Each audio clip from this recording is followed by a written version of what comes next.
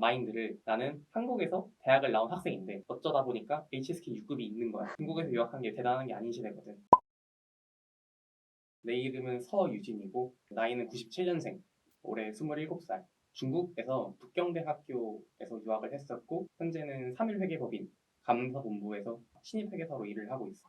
중국 유학은 언제 시작했고 왜 하게 됐어? 중학교 1학년 때부터 시작을 했는데 당시 중국 유학 붐이었거든. 엄마 아빠가 1년 정도 체험해보는 거 괜찮지 않겠냐라고 나한테 제안을 주셨고 베이징에 로컬 학교를 이렇게 들어갔었어. 근데 유학해보니까 너무 재밌어가지고 고등학교까지 가게 됐고 대학교까지 자연스럽게 가게 돼서 중국 유학을 이렇게 했었어. 지금 하고 있는 직무는 구체적으로 어떤 일을 해? 그러니까 감사본부에서 정확히는 회계 리스크 감사를 하는데 회사가 1년간 영업활동 이렇게 해서 우리의 실적이 얼마 나왔어요 라고 보여주는 장표를 우리는 재무제표라고 해. 근데 이 재무제표가 정말 제대로 작성됐느냐, 뭐 거짓은 없는가 라는 거를 정보 이용자들은 신뢰할 수 없거든. 그래서 제3자한테 이거를 한번 검수를 맡기는 거야. 그걸 우리가 대신 해주는 거고. 그런 걸 이제 회계 감사라고 하는데 회계 감사 중에서도 특히 이제 이 재무제표가 왜곡됐을 가능성이 조금 있는 그런 리스키한 부분을 우리가 따로 감사를 하는 거야. 그래서 내가 지금 하고 있는 건 리스크 감사라고 하는 그 일이라고 생각하면 될 것 같아. 취업 당시 스펙을 좀 말해줄 수 있어? 일단은 학벌은 북경대학교 예술학 졸업 예정이고 복수 전공으로 경영학을 했는데 경영학도 이제 졸업 예정. 그다음에 자격증 같은 경우는 컴퓨터 활용 능력 2급. 그다음에 투자자산 운용사라고 증권사 가기 위해 많이 취득하는 그 자격증. 그다음에 CFA 미국의 금융협회에서 만들고 있는 코스가 있는데 그걸 레벨 2까지 패스를 했고 그다음에 미국 공인회계사 USCPA 이렇게 있었어. 이 많은 자격증들은 학부 시절에 다 딴 거야?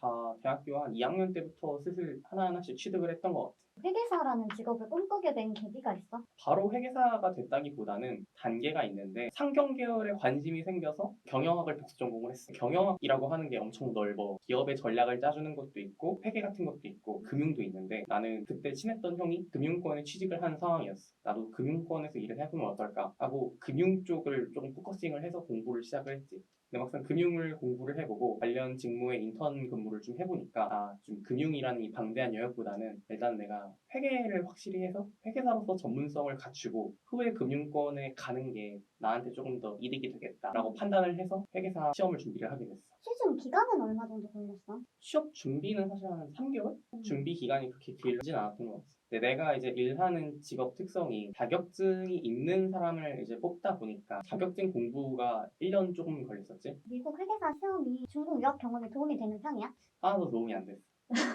애초에 영어로 진행되는 시험이고 물론 이제 내가 중국 유학을 할 때 경영학 복수 전공할 때 배웠던 지식들이 조금씩 도움이 되긴 했지만 중국 유학 자체가 시험 준비에 도움됐냐라고 하면 아예 하나도 안 됐어. 그동안 쌓아온 중국 스펙을 활용하기보다는 아예 금융, 회계 이런 쪽에 새로 스펙을 쌓은 건데 이렇게 하게 된 계기가 있을까? 일단 중국 관련 전문성을 살리는 게 좋기도 하겠지만은 너무 이거에만 올가매어 있으면은 내가 더 성장할 수 없다고 생각을 했어. 실제 중국 관련 직무로만 가신 분들도 나중에는 내가 중국 관련 직무로 오니까 회사에서 이것밖에 안 시키더라. 나는 미국이나 유럽이나 다른 시장에 업무를 해보고 싶지만 내가 애초에 중국 전문성만 갖고 왔기 때문에 이것밖에 못하는 게 아쉽긴 하다라고 나한테 많이 조언을 해줬거든. 그래서 그때 이제 중국 전문성에만 너무 기대면은 결국 난 나중에 중국이란 벽에만 갇히겠구나 싶어서 그걸 좀 내려놓고 다른 전문성을 길렀지. 미국 회계사 시험이 되게 어려운 시험인데 11개월 만에 합격을 했잖아. 그 비결이 뭘까? 근데 그렇게 난이도가 어려운 시험은 아니고 1년에서 1년 반 정도 대부분 걸리니까 전점으로 공부를 하면은 고등학교 때만큼 다리에 엉덩이 붙이고 꾸준히 공부하면은 다 취득하는 건데 대부분 이걸 준비하는 사람들은 대학생 혹은 이제 대학교를 졸업하는 사람들이니까 그때는 사실 고등학교 때만큼의 공부 습관이 없거든. 그래서 다들 힘들다고 생각을 하는 것 같아. 공부 습관은 어떻게 잡았어? 회계사 준비하기 전부터 내가 자격증을 쭉 공부를 했잖아. 투자자산 운용사라는 자격증도 2, 3개월 정도 이렇게 하면 취득할 수 있는 건데 그거 이외에 CFA라는 자격증도 그렇고 그런 것들을 천천히 공부하면서 고등학교 때 공부 습관을 다시 좀 대학생 와서도 되살리는 그걸 습관화를 했다 보니까 미국 회계사 준비할 때 조금 괜찮게 했던 것 같아. 당시 하루 루틴은 어땠어? 하루에 12시간 공부하는 거를 좀 초점으로 맞췄었어. 오전에 4시간, 오후에 4시간, 저녁에 4시간 그렇게 스터워치 비슷한 거를 항상 나 공부를 오전에 시작할 때 4시간만 하자. 그리고 오후에도 4시간, 해서 이렇게 맞춰놓고 했었고 인강 듣고 복습하고 맨날 이제 그거의 반복이었던 것 같아. 당시에 가장 힘들었던 점은 뭐야? 주변 친구들 중에 미국 회계사를 준비한 애들이 아무도 없었어. 고등학교 때는 생각해보면 다 친구들이랑 같이 대학 입시를 했으니까 힘들어도 옆에 친구가 하고 있으면 나도 포기 안 하게 되잖아. 근데 미국 회계사 공부할 땐 나 혼자 했으니까 다른 친구들이 옆에서 같이 했으면 좀 힘이 됐을 텐데 그게 안 돼서 너무 아쉬웠던 것 같아. 집에서 혼자 공부를 했던 거야? 당시 코로나가 엄청 심할 때라서 이제 밖에서 공부를 하는 게 좀 힘들기도 했었고 집에서 공부하는 습관을 한번 들이니까 오히려 집에서 공부하는 게 편하더라고. 들어눕고 싶고 이런 생각은 한 적 없어. 그래서 이제 방을 침대랑 책상을 좀 분리를 해놨던 것 같아. 방에 책장이 있었는데 책장으로 침대랑 책상을 분리를 해놓으니까 공부할 때 침대가 안 보이거든. 그때 그거 덕분에 좀 통제가 됐던 것 같아. 최종 합격했을 때 어떤 기분이었어? 아침에 합격 통보를 딱 봤는데 진짜 한 2시간 정도 계속 울었던 것 같아. 너무 감격스러웠어서. 그때 SNS 같은 것도 모두 삭제를 하고 친한 친구들이랑 카카오톡 같은 건 하지만 인스타그램이나 페이스북 같은 거는 아예 안 하고 12개월간 공부만 했으니까 그거에 대한 수고스러움 그 다음에 내가 좀 어떻게든 해냈다라는 생각 때문에 좀 많이 울었던 것 같아. 완전히 속세를 떠나 있었네. 맞아 맞아. 세상이 많이 바뀌어 있었어. 그렇게 안 바뀌어 있더라고. 졸업 전에 취업을 했는데 학교에서는 뭐 그런 자소서나 면접을 어떻게 준비하는 편이야? 대기업처럼 뭐 이렇게 틀이 맞춰져 있진 않아. 우리는 내가 같이 일할 그 파트너라는 분이 나를 뽑아서 바로 그냥 일을 시키는 거지. 대기업처럼 인사팀을 거쳐서 이렇게 일을 하는 게 아니라서 자소서 같은 경우는 딱히 형식도 없었던 것 같아.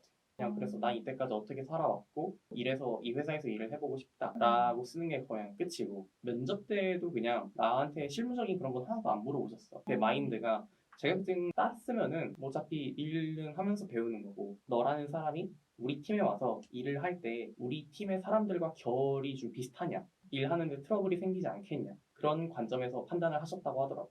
회계법인 자체가 개인 사업자들의 모임 느낌이라서 나를 뽑고 싶어하는 파트너분이 그 개인의 역량으로 이렇게 오케이 일을 하실 수 있거든. 회계사라는 이 직업이 중국 유학생 출신이 그렇게 많지 않고 그래서 좀 회사 측에서도 어떻게 보면 리스크로 느껴질 수도 있을 것 같거든? 그럼에도 네가 뽑힌 이유는 뭔 것 같아? 애초에 그 우리를 중국 유학생이라고 그렇게 생각을 별로 안 하더라고. 아 정말? 그냥 국내대냐 해외대냐 이 차이고 해외대라고 하면은 해외대한테 바라는 건 결국 영어 실력이거든 사실. 그러니까 이제 영어를 괜찮게 하느냐 그런 걸 보지 중국어를 할 줄 안다 만다 그런 건 따로 안 보시는 것 같아. 근데 이제 내가 중국 유학생이라서 뽑혔다기보다는 그냥 이제 해외대인데 그냥 영어 괜찮게 하고 자격증이 있으니까 그래서 이제 날 뽑아준 느낌. 면접 때 어떤 것들을 주로 어필하려고 했어? 아무래도 회계법인은 영어 하는 업무가 좀 있어가지고 중고등학교, 대학교까지 전부 중국 로컬을 나왔기 때문에 내 이력서를 보고는 내 영어 실력이 좀 부족한 애가 아닌가라고 사람들이 생각을 할 수 있었을 것 같았어. 그래서 그 자리에서 나는 중국 베이스이긴 하지만 영어를 그래도 비즈니스 업무 하는데 문제 없을 정도로 한다. 그거를 좀 뽐내려고 했던 것 같아. SK그룹에서 인턴을 했었는데 중국에 있는 SK그룹 한국 회사라고 해도 일하시는 분들 대부분 중국인이나 아니면 영어 쓰는 업무가 진짜 많았기 때문에 그때 영어로 업무를 주로 했는데 문제가 없었다라고 말을 했었고 그 이외에도 내가 호주 어학연수를 한 5, 6개월 정도 했던 적이 있어서 그 경험도 말하고 그러면서 영어가 자신 있다라는 걸 많이 이제 했던 것 같아. 실제로 영어로 그런 건 안 했어? 상황 하나 주고 뭐 물어보라고 했는데 그게 그렇게 어렵진 않았었어. 또 한번 재현해 볼 수 있어? 그때가 이제 뭐 이 회사를 감사하는 상황에서 이 회사의 매출액이 과다 계상된 거를 의심이 되는 상황이다. 그래서 이 건의 거래와 관련된 매출 증빙을 우리한테 달라라고 내가 콜을 해서 상대방 CFO한테 이렇게 얘기를 해야 되는 상황이었어. 그래서 이제 그냥 간단하게 이런 상황에서 영어로 어떻게 할 거냐 해서 Hello, Mr. Something. I'm Eugene, working in Samin PwC. In auditing, we found that your company's sales and revenue could be overstated. So we want to check again your sales and revenue. So please give us the transaction data, which I referred it in attached file. Thank you. 이런 식으로. 근데 이게 미국 회계사를 공부하다 보니까 회계 용어는 다 영어로 내가 배우기도 했고 어차피 쓰는 단어가 그렇게 다양하진 않고 거기서 거기인 느낌? 지금 이제 같이 일하시는 파트너분은 너의 어떤 부분이 좋았다 뭐 이런 말씀 해주신 적 있어? 스스로 내가 욕심 있는 체질이라고 생각을 하는데 커리어 쪽에서 내가 욕심이 있어. 그런 것들이 면접을 통해서 보였다고 하더라고. 왜냐면은 내가 자격증 땄으니까 이 직장에서 그냥 안정적으로 일을 할래 라고 생각하는 사람들이 있겠지만은 파트너분도 애초에 그렇게 연주하는 타입이 아니더라고. 그분도 계속해서 이제 끊임없이 발전을 하시는 분이다 보니까 우리 팀 사람들은 우리 팀의 업무도 똑같이 하지만 여가 시간이든 업무를 통해서든 끊임없이 발전하고자 하는 사람을 자기랑 밑에서 같이 일을 하고 싶어 하더라고. 나는 이제 좀 도움이 됐던 게 미국 공인회계사 이외에도 아까 말했던 투자자산 운용사나 CFA라고 하는 것들을 내가 공부를 했었고, 심지어 난 지금도 CFA 레벨 3 마지막 코스를 공부를 하고 있거든. 이번 8월 31일 날 시험을 예약을 해놔가지고 틈틈이 공부하고 있고, 그래서 이런 것들을 좀 어필을 했더니 아, 얘는 확실히 미국 공인회계사 땄다고 그냥 거기서 끝내는 애가 아니라 더 발전하려고 노력을 하는 애구나, 그 점을 좋아하셔서 날 뽑으신 거더라고. 취업 시장에서 유학생의 강점은 뭐라고 생각해? 결국 면접관들이 지원자를 보는 건 두 가지가 있다 생각하는데, 첫 번째가 실무적인 역량, 두 번째가 이 사람의 성장 잠재력. 실무적인 역량이야 엑셀이나 뭐 영어나 그런 것들이겠지만은, 성장 잠재력이라고 하면은 이 사람의 태도, 아니면 이 사람이 우리 회사에 와서 일을 하게 됐을 때 어디까지 뭐 발전을 할 수 있느냐. 성장 잠재력에는 이 사람의 시야가 넓느냐 좁느냐, 그것도 포함되어 있는 것 같아요. 물론 이제 모든 국내대 분들이 그런 건 아니지만은, 일반적인 국내대 분들보다는 해외에서 유학을 한 사람들이 여러 생활을 많이 해본 사람들이기 때문에 시야가 넓은 경우가 훨씬 많은 것 같아요. 그렇기 때문에 이제 해외대라고 하면은 얘가 그래도 다른 사람들보다는 시야가 조금 넓은 편이겠구나, 성장 잠재력을 좀 좋게 봐주는 것 같아요. 그런 넓은 시야를 어떤 식으로 표현했어? 중국 비즈니스에 대해서 좀 얘기를 했던 것 같아요. 나는 한국의 증권사에서도 인턴을 해보고 중국의 SK그룹에서도 인턴을 해봤는데, 중국 같은 경우는 살짝 좀 정부에서 정책적으로 강하게 밀어붙여져서 대기업이라고 해도 세금도 엄청 낮게 내고, 실제 법률적인 문제를 국가에서 태클을 걸지 않아. 이 회사를 국가 차원에서 성장을 시켜야겠다고 생각을 하면,